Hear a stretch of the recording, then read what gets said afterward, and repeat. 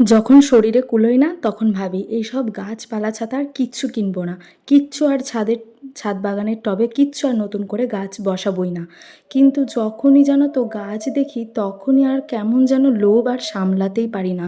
তখন মনে হয় এত সুন্দর গাছটা, এত সুন্দর ফুলের গাছটা আমি বাড়িতে নিয়ে যাব না, বসাবো না? সেই রকমই একদিন লোভ সামলাতে না পেরে পেয়ারা গাছ নিয়েছিলাম। তো পেয়ারা গাছটা প্রথমে একটা ছোটো টবেই বসানো ছিল। তো পেয়ারা গাছটা কিছুদিন পরেই দেখছি 4টে ফুল হলো আর তা থেকে 4টে পেয়ারাও বেশ ধরলো। কিন্তু পেয়ারাগুলোর বৃদ্ধি আর ঘটছে না, সে একই রকম সাইজের থেকেই গেছে।